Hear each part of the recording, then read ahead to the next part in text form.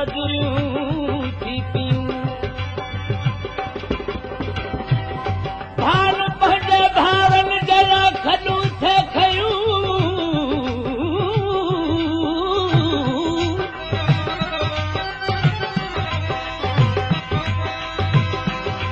भार पंहिंजे भावनि जे लाइ खॾूं थे खयूं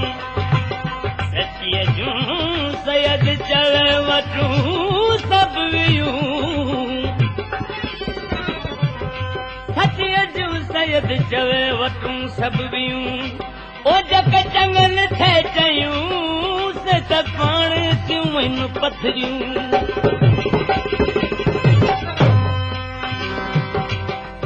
अॼुकल्ह ही ज़मानो 14वीं सदीअ खे छॾे 15वीं सदी जी शुरूआत में दाख़िल आहे अॼुकल्ह जिते बि यार दोस्तार कचारियुनि में मेलनि में मलाखड़नि में शादियुनि मुरादनि में पर जिते बि 4 दोस्त गॾु थींदा आहिनि उते इहा ॻाल्हि कंदा आहिनि अदा ज़मानो ज़ईफ़ थी वियो नंढ वॾाई वई हली हिन वक़्त में अशराफ जो जीअण न आहे ग़रीब माण्हू जी इज़त न आहे ज़मानो ख़राब थी वियो जिते कचारी हूंदी आहे जिते रिया करण जे लाइ वेठा हूंदा आहिनि उते वरी सच बोल बि वेठा हूंदा आहिनि यकदम उन दोस्त खे चवण लॻो अदा ज़माने जो ॾोह न आहे कुदरत जो कानून जीअं अॻे पियो हले कुदरत जो कानून जीअं अॻे पियो हले तीअं हाणे पए पर जेकॾहिं तब्दीली आई आहे त माण्हुनि जे दिलनि में आई आहे हिन कलाम जी फरमाश असांजे बदीन शहर जो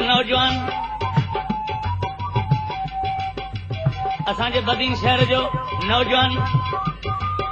मिस्टर ममन सऊद मेमन जी फरमाश मूं ते हू बि बदीन शहर जो आहे त आउं बि बदीन शहर जो आहियां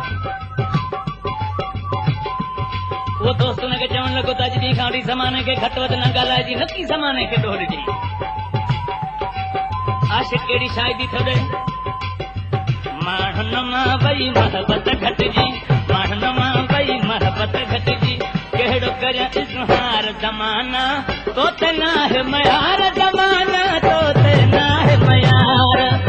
माण्हुनि मां वई मोहबत घटिजी कहिड़ो करियां इज़हार ज़माना तो ते नाहे मयार ज़माना तो ते नाहे मयार अॼु ॾोह त सभु को तोखे ॾे थो ॾोह त सभु को तोखे ॾे थो वेही कयमि वीचार ज़माना तो ते नाहे मयार ज़माना तो ते नाहे मयार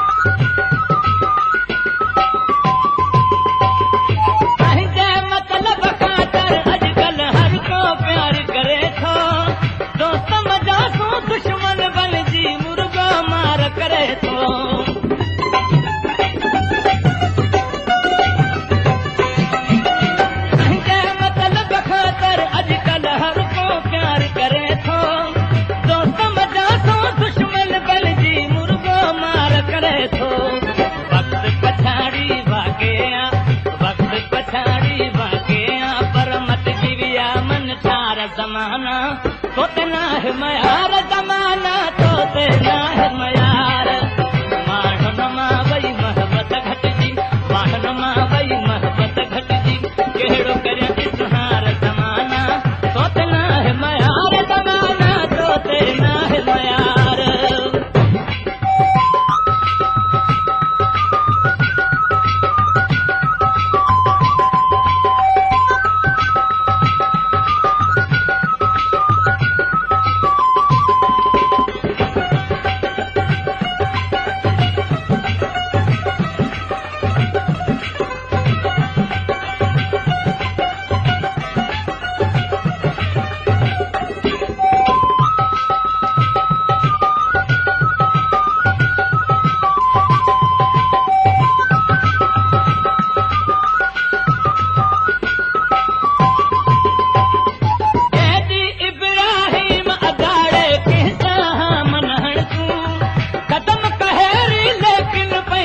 सोचे समझी खण तूं